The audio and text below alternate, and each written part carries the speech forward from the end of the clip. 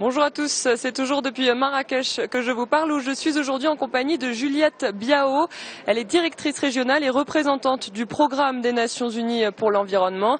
Par ailleurs, ancienne ministre de l'Environnement du Bénin. Bonjour Madame Biao. Bonjour Madame la journaliste. Alors aujourd'hui, à la COP22, la journée était, l'Afrique était au cœur de les discussions. Avant de parler de la COP, j'aimerais qu'on parle des conséquences du réchauffement climatique sur la région africaine. Quelles sont-elles ces conséquences? Merci beaucoup. Les conséquences des changements climatiques sur la région Afrique sont vraiment évidentes maintenant. On n'a plus besoin de mettre en doute ce sur quoi les scientifiques avaient longtemps attiré notre attention. Alors, en Afrique, vous savez très bien que l'Afrique dépend, surtout l'Afrique subsaharienne, dépend des ressources naturelles à près de 70%. L'économie africaine repose sur l'agriculture, qui est une agriculture fluviale. Alors, toute variation de température et toute diminution de pluie impacte directement les communautés et ça impacte aussi l'économie. Ces problèmes existaient bien avant qu'on attire notre attention sur les effets des changements climatiques. C'est juste que le changement climatique vient les renforcer.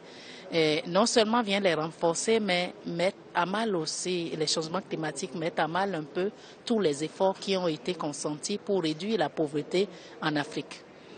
Alors, les effets du changement climatique sont déjà très forts au niveau de la Corne de l'Afrique et du Sahel. Ces effets viennent encore renforcer toute la pression démographique et la dépendance presque entière de ces régions-là, de l'agriculture, du pastoralisme, et ça pose un peu un risque élevé d'instabilité, surtout que ça renforce l'insécurité alimentaire, ça renforce la rareté des ressources en eau et ça conduit également à renforcer les défis en termes de santé publique au niveau de ces zones. Donc tout est vraiment lié. Et lorsqu'on parle de flux migratoires aujourd'hui, lorsqu'on parle de logique migratoire aujourd'hui, il faut prendre en compte le climat. Parce que les gens ne migrent pas pour le plaisir de le faire. Avant, on voyait les jeunes partir, on disait que les jeunes allaient pour vraiment chercher un mieux-être ailleurs. Aujourd'hui, ce n'est pas les jeunes seuls qui partent, c'est les mamans, c'est les bébés qui sont en train de mourir dans la Méditerranée. Est-ce que c'est pour le plaisir qu'ils le font? C'est parce qu'il n'y a plus de terre, c'est parce que les ressources naturelles sont dégradées et qu'il y a cette instabilité. Et ça posera aussi une instabilité sociale.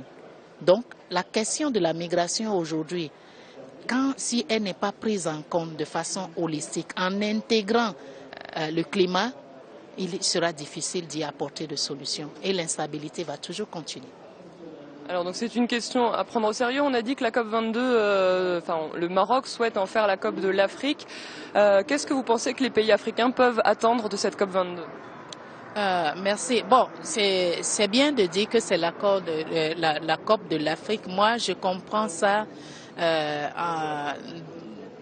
sous l'angle espoir et attente forte de l'Afrique. La COP, elle est la COP de toute la planète. Parce que d'ailleurs, la COP 21 a eu ce succès retentissant parce que c'est tout le monde qui se rend compte maintenant que la planète, elle est une, indivisible et elle nous appartient à tous. La COP, elle est la COP de tout le monde. Les gens ont tendance à mettre l'accent sur l'Afrique parce que les attentes sont plus grandes du côté de l'Afrique. L'Afrique, les pays africains ont fait beaucoup d'efforts. On a entendu le secrétaire général des Nations Unies le dire hier dans sa déclaration à l'ouverture de la COP. Que les États africains ont fait des efforts vraiment louables pour pouvoir faire de l'accord de Paris un succès. Parce qu'il y a eu des concessions qui ont été faites. C'est vrai qu'avant la COP 21, tout le monde parlait de responsabilité des pays en développement, des pays développés. Aujourd'hui, les pays en développement ont fait cette concession en disant c'est vrai, nous subissons même si nous ne polluons pas autant que les pays développés, mais là, il faut maintenant que la justice soit rendue et que toutes les promesses qui ont été faites lors de la COP 21 puissent être vraiment une réalité et qu'on aille vers quelque chose de concret et que les pays développés honorent leurs engagements. C'est en cela que les gens ont tendance vraiment à dire que c'est une COP africaine. C'est la COP qui, si vraiment les engagements sont honorés, l'Afrique y gagnera beaucoup. Alors justement, ces engagements, le financement, c'est un peu le nerf de la guerre. Les pays riches se sont engagés à verser d'ici 2020 100 milliards de dollars par an aux pays en voie de développement pour faire face au changement climatique. Est-ce que cette promesse est en bonne voie d'être honorée? Je ne saurais le dire puisqu'on n'est pas encore à la fin des négociations. Mais d'abord, ce qui intéresse les Africains, c'est que la promesse qui avait été, les engagements que les pays développés disent qu'ils avaient honorés, ça a fait l'objet de discussions au niveau de Paris lors de la COP 21. En ce sens que les pays africains attendent encore de voir plus de transparence dans ces 100 millions.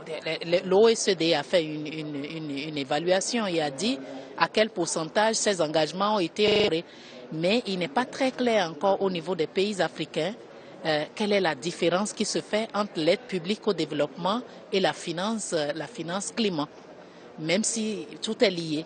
Et donc, les attentes des pays africains, c'est que si les pays développés doivent honorer ces engagements, ils aimeraient voir une traçabilité et plus de transparence pour pouvoir voir exactement à quoi, si on a réellement contribué au financement climat. Les pays, je crois quand même que les pays développés vont honorer leurs engagements. Je ne peux pas m'imaginer qu'après toute cette euphorie autour de la COP 21 et la ratification par la suite de l'accord de Paris, que les pays développés soient encore réticents. C'est juste une question de transparence pour pouvoir faire une réelle traçabilité et en bout de ligne de pouvoir dire effectivement à quoi on servait cet argent-là et que tout le monde a honoré ses engagements. L'inquiétude des pays africains, on l'a entendu lors de la réunion consultative des ministres de la conférence ministérielle africaine pour l'environnement, c'est que il y a une chose, les pays développés sont en train de se préparer à honorer cet engagement, mais on ne sent plus vraiment un engouement à étendre, à aller au-delà aussi de ces engagements, alors que les problèmes à régler demandent beaucoup plus de financement. On a l'impression que les pays développés n'ont pas vraiment un appétit à pouvoir étendre encore cette enveloppe qu'ils ont promis. Je crois qu'il faudra regarder les financements de façon à ce que ça soit à la hauteur des problèmes à régler. Donc oui, moi je suis vraiment optimiste. L'accord de Paris est vraiment un accord historique. Ça, c'est vraiment tout le monde qui a compris enfin que la planète est une et indivisible et que nous devons tous contribuer à inverser tout processus qui tente à renforcer les effets du climat sur la vie de nos populations. Une dernière question assez rapidement. Est-ce que vous pensez que l'Afrique est en mesure de parler d'une seule voix ici à Marrakech? Ça, il n'y a plus de doute. La réunion consultative de la conférence ministérielle africaine a été claire là-dessus. Les pays africains peuvent avoir leurs divergences, mais sur la négociation du climat, la voix sera une seule. Et ils l'ont dit haut et fort. Et le groupe africain des négociateurs, qui est composé d'excellents experts, s'attelle à aider les ministres africains à aller dans ce sens-là. Il n'y a plus de point d'ombre. Je crois que les ministres africains aussi ont commencé par prendre aussi la mesure de l'importance de promouvoir aussi l'entrepreneuriat